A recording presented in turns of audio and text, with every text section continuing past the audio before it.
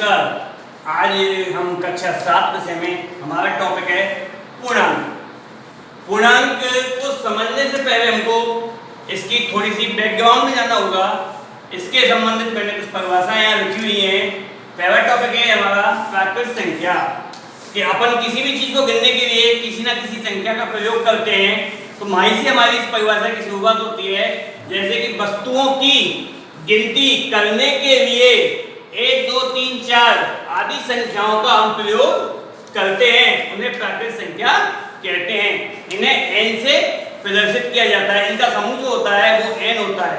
वस्तुओं को गिनने के लिए हम जिन भी संख्याओं का प्रयोग करते हैं उन्हें हम प्राकृत संख्या कहते हैं।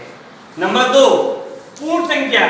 हमने यहाँ काउंटिंग करने की शुरुआत 1 से की है, हमने शून्य को छोड़ रखा है। अभी यहीं से हमारी परिभाषा की होगी। प्राकृत संख्याओं में शून्य को सम्मिलित कर लिया जाए तो उसे पूर्ण संख्या कहते हैं। इन्हें W से प्रदर्शित किया जाए, ये इनका समुच्चय होता है W।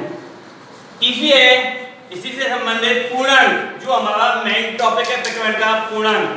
पूर्ण संख्या में ऋणात्मक संख्याओं को सम्मिलित, अभी तक जो अपनी संख्या थी वो सब प्लस की थी, माइनस वाली संख्याओं को हमने कहीं सम्मिलित नहीं किया था।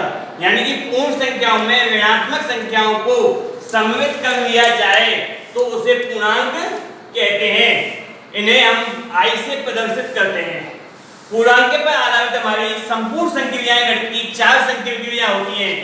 4 संक्रियाएं अपने गणित में जोड़, बाकी, गुणा और भाग। इन 4 संक्रियाओं में से संबंधित में 2 संक्रियाओं के नियम यहाँ लिखे हुए हैं।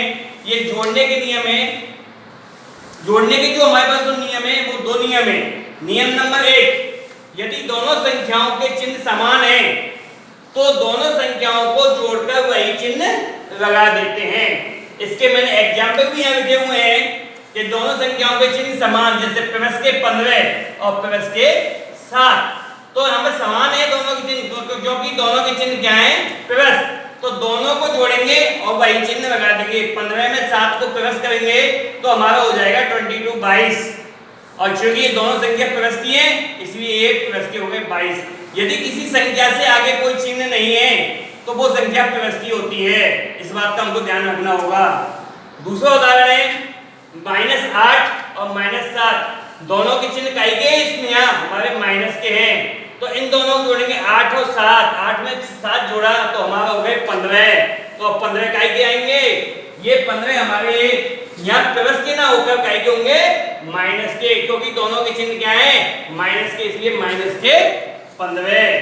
नियम नंबर 2, यदि दोनों संख्याओं के चिन्ह असमान है तो बड़ी संख्या में से छोटी संख्या घटा देंगे और बड़ी संख्या का चिन्ह लगा देते हैं।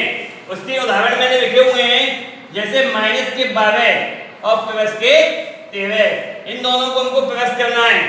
दोनों के चिन्ह क्या हैं, असमान, प्लस के 13 माइनस के 12 है। बड़ी संख्या कौन सी है, प्लस की, इसमें से 12 को घटाना 1 और काई का चिन्ह आएगा प्लस का, क्योंकि बड़ी संख्या काई की है, प्लस की। हालांकि मैंने इसके आगे प्लस लिखा नहीं है, आगे कोई चिन्ह नहीं लगाया, इसका मतलब ये संख्या काई की है, प्लस की।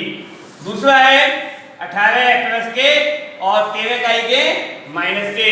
तो इसको अपन करेंगे तो बड़ी संख्या में से छोटी संख्या को घटाना। बड़ी काई की है, प्लस की, कितने हैं 18, छोटी काई की है, माइनस की, कितने हैं 13। 18 में से 13 घटाए तो हमारे आए 5, वो 5 काई के आएंगे जो बड़ी संख्या है। अब बड़ी संख्या हमारे पास यहाँ काई की है, प्लस की, इसलिए 5 काई के बदले प्लस के। इससे संबंधित आगे की क्रिया हम आपको आगे के वीडियो में देंगे। आज का जो होमवर्क है, होमवर्क वो हमारा ये परिभाषा कॉपी में लिखनी और इनको याद करना है। परिभाषाओं को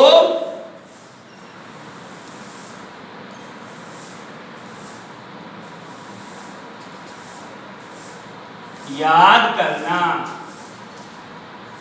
क्योंकि इन नियमों में हम ज्यादा कंफ्यूजन में रहते हैं, क्योंकि कई भैयाओं के दिमाग में रहता है कि माइनस माइनस तो सब प्लस होता है, जबकि जोड़ने में नहीं होता है। जो माइनस माइनस प्लस होगा वो गुणा में होगा या भाग में होता है या कोष्टक खोलने में होता है। जो माँ उसके संबंधित नियम आएंगे वो माँ बताएंगे। यहाँ तो सिर्फ आपको यही ध्यान रखना है, समान चिन्ह है तो दोनों को जोड़ना और वही चिन्ह लगाना।